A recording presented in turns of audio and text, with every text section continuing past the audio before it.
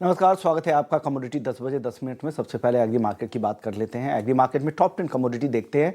हालांकि कल के सत्र में सारे ही एग्री वायदा में गिरावट दिखी थी। ये गिरावट क्यों आई थी, ये भी चर्चा करेंगे। जीरा 19,400 के करीब आ चुका है। सप्लाई पर्याप्त है, मांग में अभी भी कोई बड़े स्केल पे सुधार नहीं दिख रहा है और यही वजह है कि ये लगातार नीचे की तरफ आता जा रहा है।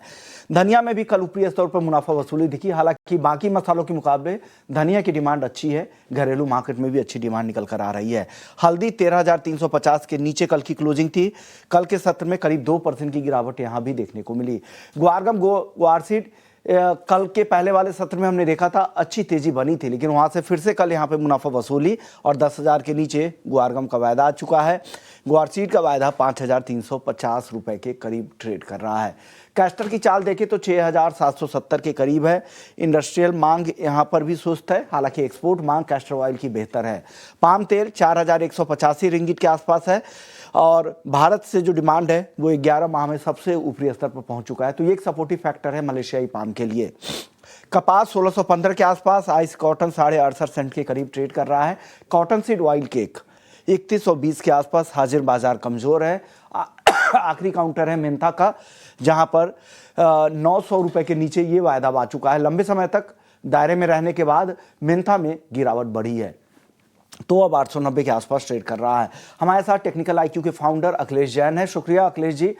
सबसे पहले सर जीरे की बात करते हैं। सर जीरा काफी नीचे आ रहा है, क्या 19,000 के नीचे भी आ सकता है क्या?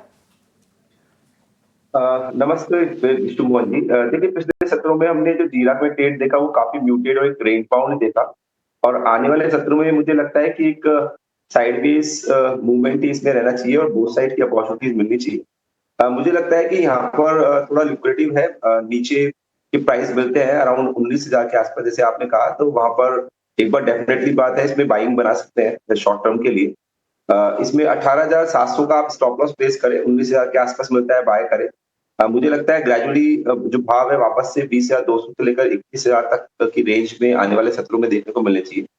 तो फॉर 2 वीक्स टू 3 वीक्स अगर कोई पोजीशन बनानी है तो खरीदारी करके काम किया सकता है। जी। सर हल्दी की बात करते हैं। हल्दी की भी तेजी नहीं टिक पा रही है, क्या हो रहा है सर हल्दी में? क्या दायरा ही है 13,000 से 14,000 के बीच में, इसी रेंज में प्ले करना चाहिए या इस रेंज के बाहर भी निकलने की संभावना है हल्दी की? देखिए, ऊपरी स्तरों से काफी करेक्शन देखने को मिला। हमने 16,000 के आसपास तक के हाईज बनते देखे थे और वहां से 3,000 पॉइंट का यहाँ पर एक करेक्शन देखने को मिला है। तो मुझे लगता है कि अगेन हल्दी भी यहाँ पे थोड़ा लिक्विडेट रह सकता है और अराउंड 12,800 12,700 के आसपास मिलता है। यहाँ से 200-300 पॉइंट नीचे नेक्स्ट कॉन्ट्रैक्ट की बात कर रहा हूँ, तो वहां पे खरीदारी कर सकते हैं। इसमें स्टॉप लॉस जो लगाना है वो 12,450 का लगाना है और ग्रेजुअली प्राइसेस लगते हैं वो वापस से 14,200 की रेंज तक आते लगते हैं। तो इन प्राइसेस में और अगेन शॉर्ट टर्म आप खरीदारी कर सकते हैं 150 से 200 पॉइंट नीचे। धनिया कहा जा रहा है कि बाकी स्पाइसेस के में ये सबसे स्ट्रॉन्ग काउंटर है। क्या आपको भी धनिया ज्यादा पसंद है जीरा और हल्दी के मुकाबले? देखिए, धनिया का जो बॉटमिंग था हमने 6800 के आसपास बनते हुए देखा और as per the show last show से वहाँ पे 8,000 की बात रखी थी और प्राइसेस के आसपास आने के लिए ट्रेड कर रहे हैं। मुझे लगता है स्टिल यहाँ पे बाइंग की अपॉर्चुनिटी है और 300 से 400 पॉइंट का अभी भी इसका अपसाइड बाकी है। तो फ्रेश अगर कोई पोजीशंस बिल्डअप करनी है तो अराउंड 7500 के आसपास कर सकते हैं। 7350 का एसेट लगाए और ये जो रैली है मुझे 7950 से लेकर 8,000 के आसपास तक एक्सटेंड होते लगती है।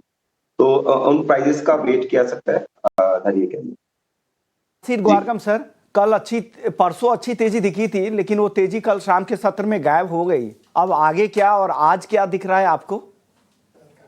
देखिए, दोनों ही काउंटर का स्ट्रक्चर काफी ज्यादा स्ट्रॉन्ग लग रहा है चार्ट्स पे भी, और मुझे लगता है कि करेक्शंस पे बाय करके काम करना चाहिए।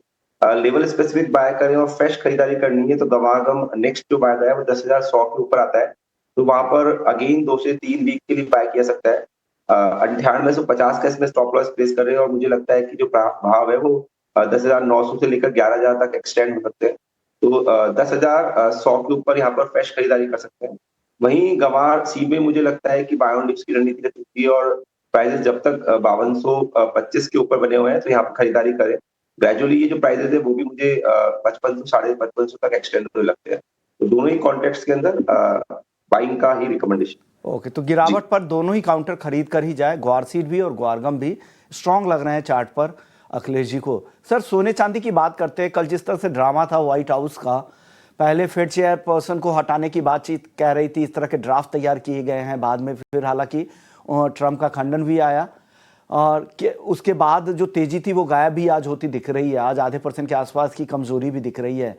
क्या आज क्यों गिर रहा है? क्या डॉलर की कमजोरी की वजह से, या जो ट्रेड डील एक के बाद एक हो रहे हैं उससे रिस्क प्रीमियम अब कम हो रहा है गोल्ड का? बिल्कुल, देखिए जो क्लियर कट स्टेटमेंट्स थे, पहले हमने ट्रेड वॉर के कारण इस तरह के अपसाइड रैली देखी है, देन मिडिल ईस्ट के जो कंसर्न थे उसके अंदर गोल्ड ने एक अच्छा रैली किया, बट अब ये जो चीजें हैं काफी फेडेड हो गई हैं और के राउंड अराउंड ही स्मॉल टॉक्स चलती रहती है, तो प्राइजेस के अंदर जग सकते हैं। हालांकि इंट्राडे ट्रेडिंग पे ही हम काफी अच्छे मूव देखते हैं। तो मुझे लगता है कि इस तरह के मूव्स आने वाले फ्यूचर्स में भी देखने को मिले, बट स्टिल मुझे लगता है कि प्रेशराइज्ड इन दोनों लाइक मैटर, और बिकॉज मुझे लग रहा है कि एक बार डॉलर इंडेक्स में थोड़ा सा अपसाइड देखने को मिल सकता है, तो यहाँ पे प्रेशर बिल्डअप रह सकता है। हालांकि करंट भाव को अवॉइड करना चाहिए, और अराउंड 97,750 के आसपास आते हैं, तो यहाँ पर आप बिकवाली करें फ्रेश, और इसका जो स्टॉप लॉस है वो 98,050 का रख सकते हैं।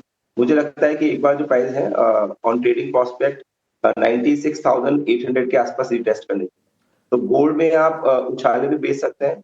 सिल्वर में थोड़ा वेट एंड वॉच करें, इवनिंग के अंदर डेटा है, इसका जो कारोबार है मुझे अराउंड 1,12,500 से लेकर 1,10,500 की रेंज में लग रहा है, तो वेट एंड वॉच करें। इवनिंग के सत्र के डेटा के बाद में ही इसके अंदर कोई ट्रेड लेना चाहिए। ओके, जी, क्रूड में आज तेजी लौटी है सर, 3 सत्रों की गिरावट के बाद ये तेजी है। दो फैक्टर्स यहाँ पे सपोर्ट कर रहे हैं। एक तो यही है कि जो स्टॉक के नंबर आए हैं क्रूड के, वो वहाँ पर घटे हैं, वो एक सपोर्टिव फैक्टर है, और यूएस और चाइना के जो इकोनॉमिक नंबर है वो भी सपोर्ट कर रहे हैं, और साथ ही ट्रेड डील तो हो ही रही है। क्या लग रहा है कच्चे तेल की तेजी और बढ़ सकती है यहाँ से?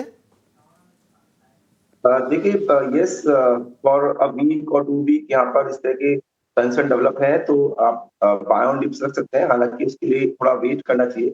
मुझे लगता है एक बार प्राइसेस के अंदर क्वेश्चन है कि ये 56 तो 25 के आसपास एक बार रिटेस्ट करने चाहिए और वहां से बॉटमिंग बनाने चाहिए।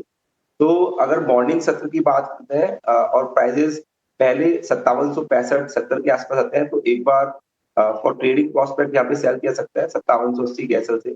और मुझे लगता है प्राइसेस एक बार, जैसे मैंने कहा कि 5665-70 के आसपास रिटेस्ट कम से कम करना चाहिए।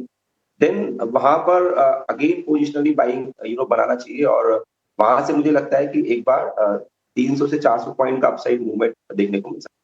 तो इस तरह से नंबर्स के रेफरेंस से थोड़ा सा काम किया सकता है। ओके, तो 5665 का लेवल ध्यान रखिएगा, वहां से खरीदारी बना सकते हैं, फिर एक बड़ी तेजी 300-400 रुपए तक की दिख सकती है।